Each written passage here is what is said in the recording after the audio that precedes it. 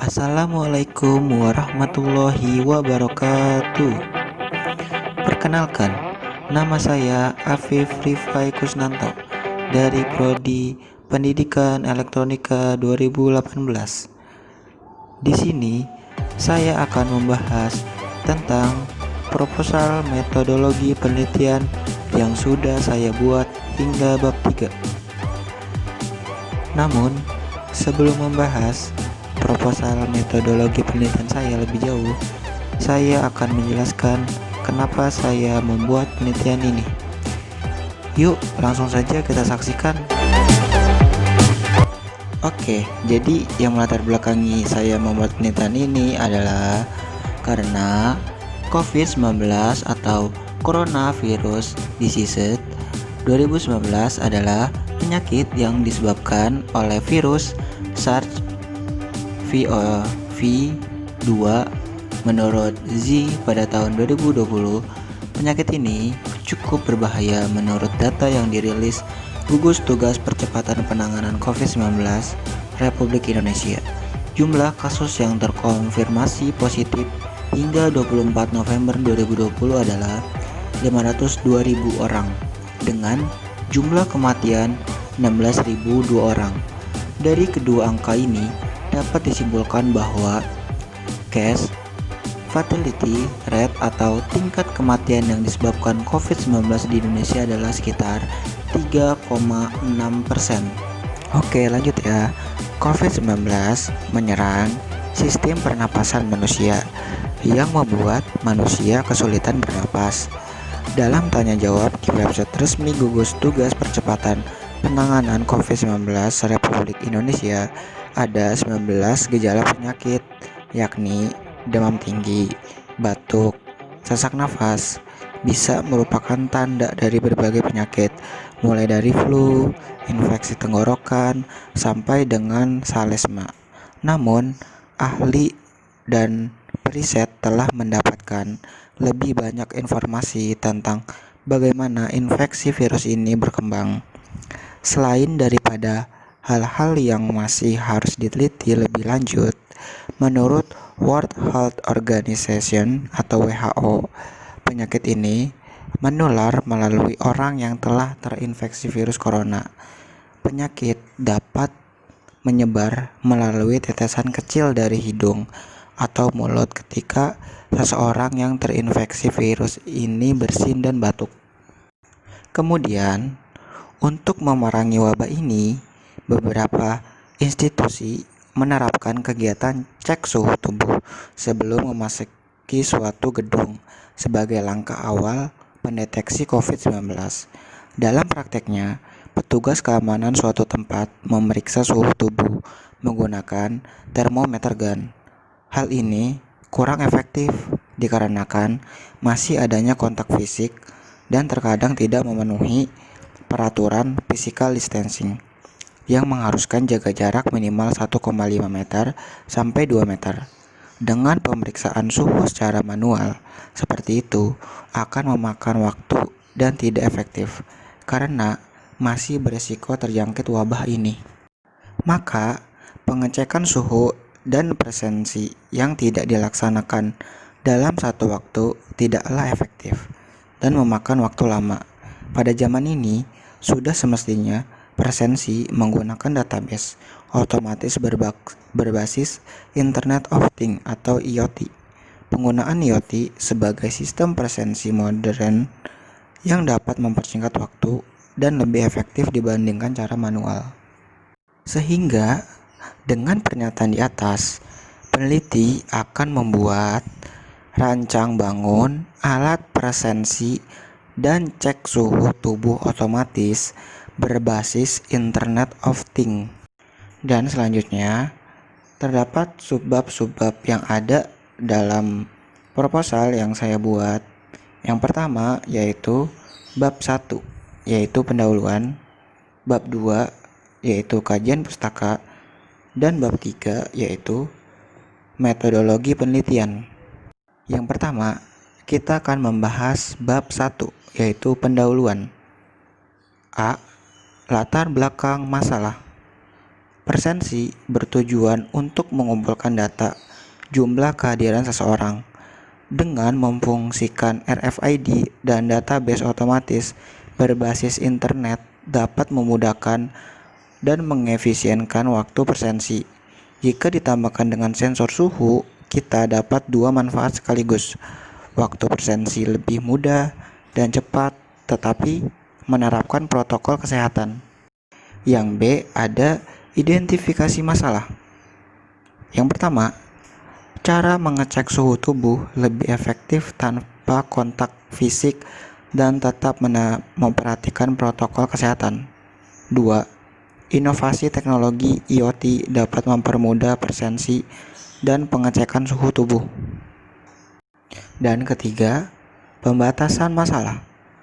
Penulis membatasi penelitian pada rancang bangun sistem presensi dan termometer otomatis berbasis Internet of Things.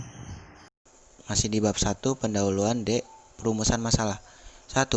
Bagaimana cara merancang alat presensi otomatis dan pengecekan suhu tubuh berbasis IoT? 2. Bagaimana prosedur kerja dari alat tersebut? 3. Fitur apa yang ditawarkan dari alat tersebut?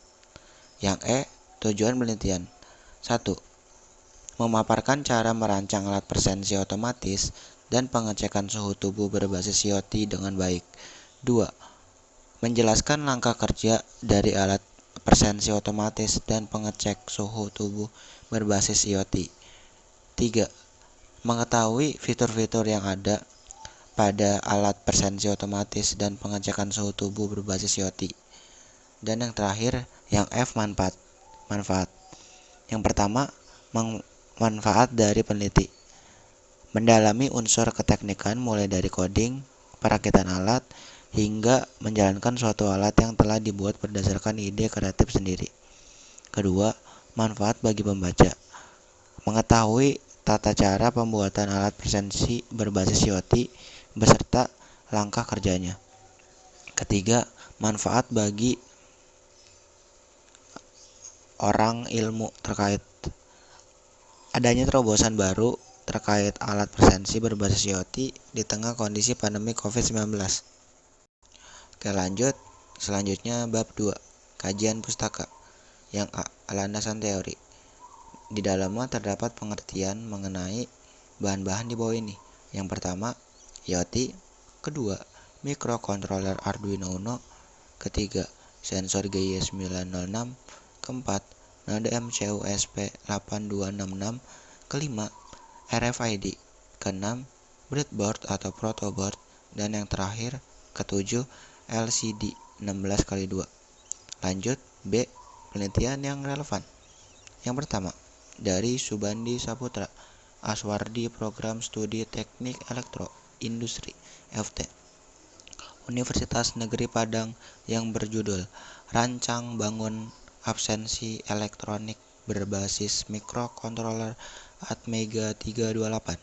Yang kedua, ada dari Sasmoko dan Ari Mahendra yang berjudul Rancang Bangun Sistem Pendeteksi Kebakaran berbasis IoT dan SMS Gateway menggunakan Arduino.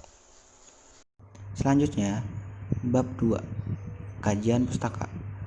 C, kerangka konseptual. Pertama, presensi dan ukur suhu tubuh dengan metode konvensional. Lanjut, kedua, penggunaan waktu yang kurang efektif dan adanya kontak jarak dekat dengan petugas. Lanjut, ketiga, presensi berbasis RFID dan mengukur suhu tubuh otomatis. Lanjut, keempat, lebih efektif dan efisien dan mengurangi kontak langsung dengan petugas. Dan selanjutnya kita memasuki bab 3, yaitu metodologi penelitian.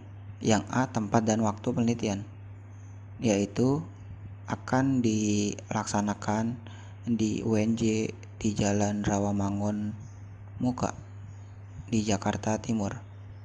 Yang B, metode penelitian kita akan menggunakan pengembangan ADI menurut Gala tahun 2013.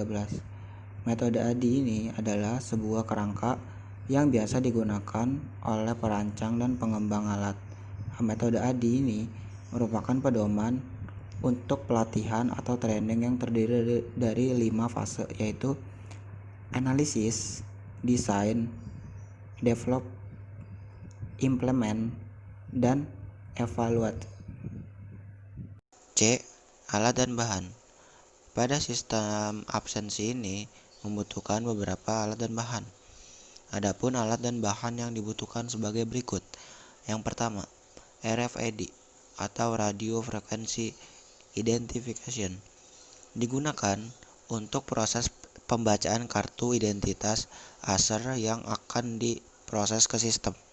Kedua, sensor GY906 digunakan untuk mengukur suhu tubuh dengan non-kontak menggunakan inframerah. Yang ketiga, node MCU ESP8266 digunakan untuk menghubungkan perangkat ke jaringan internet agar dapat mengirim data ke database. Keempat, layar LCD 16x2 digunakan untuk menampilkan informasi kepada user tentang data yang diproses.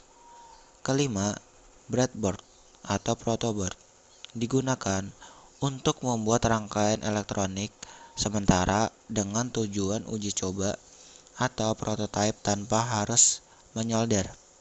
Keenam, buzzer digunakan untuk mengubah sinyal listrik menjadi getaran suara. Yang ketujuh, MySQL database digunakan untuk menyimpan data-data ASER yang diinput dari sistem. Yang D, yaitu prosedur penelitian. Pada tahapan prosedur penelitian terdapat tahapan-tahapan kinerja alat. Yang pertama, mulai persiapan alat dan bahan, perancangan alat, pembuatan web database, pembuatan alat dengan web database, dan jika RFID berfungsi, maka LCD akan menampilkan nama. Kemudian, jika GY906 berfungsi, maka LCD juga akan menampilkan suhu tubuh. Data tampil di web dan kemudian selesai. Cukup sekian penjelasan dari proposal saya yang sudah saya jelaskan dari bab 1 sampai bab 3. Kurang lebihnya mohon maaf. Terima kasih. Wassalamualaikum.